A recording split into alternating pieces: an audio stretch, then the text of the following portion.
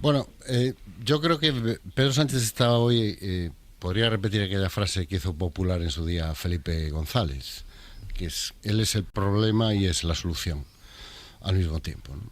Yo creo que está en una situación que es Mariano Rajoy, año 2018. Ha perdido el control de los tiempos. Él puede querer seguir, él puede querer resistir, él puede querer... No, pero es que ya no depende de él. Igual que ya no dependía la continuidad de Rajoy del propio Rajoy. Depende de lo que hagan sus socios y de lo que haga la oposición. Y en este momento lo que mantiene a Pedro Sánchez vivo, que yo creo que la noticia, el titular es Pedro Sánchez sigue vivo 4 días después, lo cual es preocupante. Cierto. Porque ya conocemos todos su leyenda. Hay 3 elementos que lo mantienen vivo. La primera, que no ha aparecido un P. Sánchez. Y mientras no aparezca un P. Sánchez, Pedro Sánchez tiene un hilo de vida. Como había en su época un M. Rajoy. No hay un P. Sánchez. Es que es más, ni siquiera aparece en las conversaciones. Y mira que son, ¿cuántos? 500 folios de informe. Sí, algo así. 500 folios. Hombre, a no ser que la UCO tenga un planteamiento tipo Netflix. Y lo vaya sacando por capítulos. Claro, y que cada capítulo sea más intenso que el anterior. Lo cual en términos judiciales sería bastante difícil de explicar. Pero bueno, oye, la justicia en España es como es y ya sabemos que es muy creativa a veces, ¿no? Pero de momento no hay un P. Sánchez. Es que ni aparece mencionado. Ni aparece mencionado en las conversaciones. Y eso es un muro que en el 18 estaba saltadísimo, y que en este momento no lo está. ¿Puede aparecer un P. Sánchez? Sí. De momento no ha aparecido. Ya veremos si aparece o no. Segundo, esto es un informe de la UCO, no es una sentencia. En el 18 había una sentencia. El informe de la UCO es lo que es demoledor, es tremendo, es catastrófico, pero es un informe. No es una condena penal. Y falta mucho para que haya una condena penal. Y el tercer elemento es que nadie ha presentado una moción de censura, que es, digamos, el otro elemento que nos falta aquí. Nadie la ha presentado y no parece que nadie la vaya a presentar. Con lo cual nadie va a poner a los socios en la tesitura de elegir. O nadie parece en este momento dispuesto a poner a los socios en la tesitura de elegir. Mientras estos 3 elementos se mantengan invariables, Sánchez seguirá siendo el problema, pero sobre todo seguirá siendo la solución. Porque, bueno, sí, adelantar elecciones. ¿Para presentar a quién? ¿Para presentar a quién? ¿Realmente hay algún alcalde, algún presidente que crea que ir a un adelanto electoral con esta investigación en marcha le va a permitir salvar su posición? Sí. Un adelanto electoral en pero es razonable, sí, es razonable la preocupación, Antón. Sí, más allá de los pajes y de los lambanes de turno, más allá de ellos. Es razonable la preocupación, pero en ese momento un adelanto electoral es ir directo, por seguir con la metáfora de Ignasi, directo al incendio. Entonces no se apagan los incendios tirándose de cabeza en el incendio. Entonces, mientras estos 3 elementos se mantengan invariables, Pedro Sánchez tiene un margen de actuación. Y yo creo que tiene una segunda derivada, una segunda misión, además de la confianza y todas estas cosas. Yo creo que normalmente la política es más cuestión de necesidad que de cariño, pero que es reconectar emocionalmente con una parte importante de su electorado. Que yo creo que fue lo que intentó en su comparecencia del jueves, reconectar emocionalmente con un electorado que yo creo que en este momento está entre triste, cabreado, deprimido y enojado. Entonces, la primera medida es la comparecencia de Pedro Sánchez, que se va a producir a lo largo del día de hoy, justo cuando termine la primera reunión de la Ejecutiva Federal, la primera sin Santos Cerdán. Y por otro lado, otro anuncio que hemos conocido en las últimas horas, y es que esta semana Pedro Sánchez tiene previsto reunirse con sus socios. Se reunirá con los portavoces de los partidos que le han exigido más explicaciones de las que ha dado hasta ahora. Nicolás. Sí, la intención, como dices, es que sea Sánchez directamente quien asuma esas reuniones con los socios, esos contactos con los socios de esta semana, y que él mismo con los distintos portavoces de los partidos que apoyaron la investidura se reúnan para abordar la situación. El presidente, como decimos, quiere recuperar el control de la situación, tratar de recuperarlo, y va a trasladar a sus socios que, pese a las dificultades, hay un proyecto en común que va a continuar y una legislatura que va a mantenerse. Y da la sensación, Lluís, de que la clave podría estar aquí, en la reunión precisamente de Sánchez con sus socios. Sí, quiere este gobierno sobrevivir, tiene que primero, en una democracia parlamentaria en la que vivimos, sondear si cuenta con el respaldo de los socios parlamentarios. Un respaldo que ya era exiguo. Recordemos que no tenemos presupuesto, tenemos presupuestos prorrogados, es decir, que es un gobierno ya que tenía una mayoría parlamentaria muy debilitada. Ahora bien, esta semana yo creo que es la semana crucial.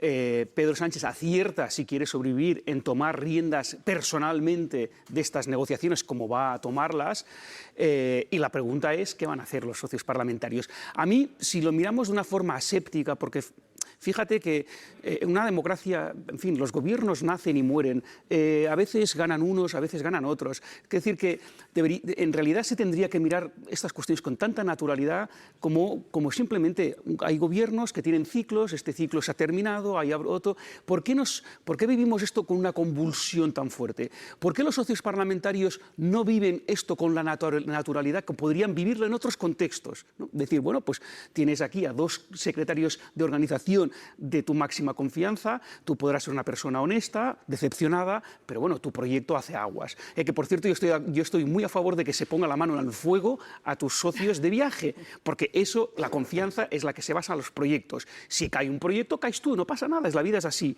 La cuestión es, ¿por qué se vive con esta convulsión? Si implica caer, sí. Claro, pero para los que no quieren caer, un consejito, no pongáis la mano en el fuego, que luego la quemáis. Pero caer forma parte de la vida, de verdad que caer forma parte de la vida. Si fuera yo, estoy de acuerdo contigo, yo me iría. Dimitir para mí es muy fácil, pero para quienes no quieren hay que... Sí, yo creo que Perdona, Luis. Sí, pero la cuestión, ¿por qué se vive con esta convulsión? Y estamos en la misma de siempre, que la alternativa al Partido Socialista es un Partido Popular con Vox. Eso provoca un nivel de polarización, un nivel de estrés para una parte importante de la sociedad, que la alternativa sea alguien como Vox en el gobierno, en un Ministerio de Cultura, en un ministerio... Es tan estresante para una porción de la sociedad española, que incluso se plantea aceptar un gobierno pues que tiene inoperante, un gobierno que tiene escándalos de corrupción. Bueno. Se prefiere esto a una alternativa. Bueno, veremos si realmente se prefiere o no, pero en todo caso, el nivel de estrés que vive esta sociedad hoy en día, estos días, es precisamente esta polarización que estamos viviendo. No tendríamos que vivirlo tan así, pero bueno, tendríamos que vivirlo. Cada uno lo vive como lo tiene que vivir. Pero me refiero a que en condiciones hace 10 años, en otros países, seguramente no se viviría en esto, y el elemento de que cortocircuita muy probablemente es Vox. Vamos a acercarnos al Congreso de los Diputados para ver cómo lo ven los socios de gobierno de Pedro Sánchez, que han condenado sin ambajes todas estas noticias que hemos ido conociendo, ese informe de la UCO que señala a Santos Cerdán, hasta hace unos días número 3 del Partido Socialista, y ahora los socios de gobierno exigen al Partido Socialista todo tipo de explicaciones. Javier. Sí, Silvia, consideran que es inaceptable todo lo que está ocurriendo, piden contundencia al presidente del gobierno, no les basta con esa comparecencia de Pedro Sánchez y quieren más, piden más explicaciones. Dicen que hay que resetear la legislatura, es lo que decía Yolanda Díaz, y un giro de 180 grados con los socios de gobierno. Dentro de Movimiento Sumar, por cierto, ya empiezan también algunos movimientos por parte de los partidos, entre ellos Izquierda Unida, que por cierto esta mañana presenta aquí en el Congreso una batería de medidas para la regeneración democrática, que nos van a presentar a los medios de comunicación esa regeneración democrática que tanto repiten desde Sumar, porque insisten en que no es que todo lo que se está conociendo, el caso Cerdán, el caso Koldo, es inaceptable. Yo no me fijaría poco en la oposición. Sí, el líder de la oposición, el Partido Popular, yo creo que no es un actor crucial ahora mismo. Y no es crucial por varios motivos. El primer motivo es porque en política los decibelios tienen rendimientos marginales decrecientes. Cuanto más ruido se hace, menos al final acaba. Es decir, la bronca genera mucho impacto al principio, pero la bronca constante se acaba asimilando y acaba, digamos, no haciendo el efecto que se espera hacer. El Partido Popular probablemente se equivocó en su estrategia de largo plazo de aumentar mucho los decibelios demasiado pronto, con lo cual ahora ya no puede aumentarlos. Ahora la conmoción que puede generar una estrategia del Partido Popular, sea la que sea, no es efectiva precisamente por eso. Eso es el primer motivo. El segundo motivo es, en España sí existe una mayoría alternativa. sí que existe, pero no en este Congreso de los Diputados. La alternativa pasa por elecciones y ante unas eventuales elecciones sí puede haber mayoría parlamentaria alternativa. No lo sabemos, obviamente tenemos que pasar por esas elecciones, pero si supiéramos que no hay mayoría alternativa, el PSOE tampoco tendría miedo a elecciones, porque habría un Congreso exactamente igual que el que hay, y eso no lo podemos saber. Sí que puede haber una mayoría parlamentaria alternativa. Y como sí la puede haber, Feijóo tiene que saber dónde jugar. Y no tiene que jugar en el Congreso, no tiene que buscar mayorías parlamentarias en el Congreso de hoy, porque el Congreso de hoy, que sería una moción de censura, es una investidura también. No es solo censurar al gobierno, que eso puede ganarse. Se puede tumbar al gobierno si es simplemente censurándolo. Lo que no puede ganar ahora mismo Feijóo es una investidura con el Congreso de hoy. Por tanto, Feijóo lo que está esperando es que pase lo otro, que haya dentro del Partido Socialista o dentro de la mayoría parlamentaria, hagan caer al gobierno, que haya unas nuevas elecciones y que de ahí salga una mayoría parlamentaria alternativa. Claro, pero ¿qué es lo que pasa si eso no sucede? Si eso no sucede, ¿no? Como decía Berna, lo que ha hecho Feijóo es esperar. Entonces, también esa estrategia de dejar que hagan otros, si no se convocan elecciones, podría pasarle factura y muy seria al propio líder de la oposición. Yo creo que estamos en un momento en que, obviamente, el líder de la oposición la obligación que tiene es denunciar los escándalos, plantear alternativas. Insisto, el problema que tiene el PP es que no puede hacerlo de forma efectiva por una estrategia de oposición fallida, que es gritar mucho desde el principio. Claro. Ya desde el principio, poniendo en cuestión los resultados electorales, desde el principio como cuestionando que ellos deberían gobernar y no los otros, desde ese momento acaban teniendo una oposición tan hiperactiva que en el momento en que toca gritar, ya el grito ya no se oye, ¿no? O el grito se da por descontado. Por tanto, ahí tienen un problema. Pero aún así, las piezas claves ahora mismo en el tablero político pasan por PSOE, es decir, lo que pase dentro del PSOE y lo que pase con los socios parlamentarios. Y el hecho de que un escándalo de esta magnitud, de la conmoción que está generando esto y que va a generar esto, nos estemos planteando que el PSOE puede llegar a ser dócil, también nos está diciendo mucho de la excepcionalidad en que estamos viviendo y que no solo pasa en nuestro país. Normalmente los partidos políticos eran aliados de los votantes. ¿Por qué? Porque controlaban a sus gobernantes. Parece una paradoja, pero los principales controladores de los líderes de los gobernantes eran sus propios partidos, que querían controlar la reputación de la marca, que no querían deteriorar esa marca porque esa marca viven muchos y que por tanto el partido, a la mínima que ven que un líder la deteriora, lo hacen caer. Lo hemos visto muchísimas veces esto, incluso en nuestro país han caído muchos líderes por esto. Y que estemos planteándonos que en el Partido Socialista no pueda ocurrir esto, ya me parece sintomática de la debilidad de los partidos políticos hoy en día en nuestro país. Bueno, a mí lo de los socios me produce mucha ternura, ¿no? Porque ¿qué van a hacer? El único que tiene aquí margen de maniobra real, porque tiene poder real, es el PNV. Los demás están en una situación en la cual están haciendo lo único que pueden hacer, que es ponerse exigentes. Yo creo que al Partido Socialista... Pero aunque no tengan poder, tienen los votos, ¿eh? Sí, claro. Bueno, pero ¿y quién abre la puerta a una moción de censura o un gobierno del Partido Popular y Vox? ¿Con qué argumento? Es que una cosa es abrir la puerta a un gobierno del Partido Socialista de Pedro Sánchez en el 2018 y otra cosa es abrirle la puerta a un gobierno del Partido Popular y Vox en este momento.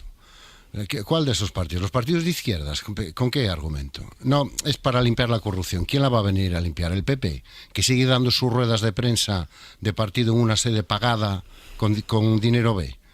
Por cierto, solo lo que nos costó la sede en B, más de 1 millón de euros, es el equivalente a las comisiones que se repartieron los Three amigos, Ábalos García y Santos Cerdán. Los partidos nacionalistas, bueno, quiero ver yo explicar al Junts y al PNV, bueno, digamos ya a Esquerra o a Bildu, lo de no, es por la corrupción. Si hay mucha corrupción, entonces claro, como hay tanta corrupción, pues le damos le damos el mando al Partido Popular y Vox, que han demostrado a lo largo de su historia que son partidos incompatibles con la corrupción, como diría José María Aznar, ¿no? ¿Qué le queda a Pedro Sánchez? Yo creo que más que explicaciones, porque insisto, es que explicaciones, es que es muy evidente lo que ha pasado. Lo que te queda es una cura de humildad importante. A lo mejor el Partido Socialista debería dejar de enviar gente a los medios a decir que el Partido Socialista no hay espacio para los corruptos. Sí, hombre, sí, lo hay. Lo había y mira si llegaron alto los corruptos en el Partido Socialista. Y a presentarnos esto, es que a veces se escucha a alguno de los portavoces del partido, del gobierno, que han ido estos días por los medios y parece que están hablando de un nuevo éxito del Partido Socialista. Parece que te están contando una cosa que han hecho fantástica, que les ha salido muy bien y que demuestra lo incorruptible que es el Partido Socialista. Pues no, demuestra todo lo contrario. Y tendrá que ir al Parlamento, por supuesto, y allí tendrá que aguantar lo que se le diga. Y es la manera de que esto salga adelante. Pero yo insisto, yo creo que mientras no haya un P.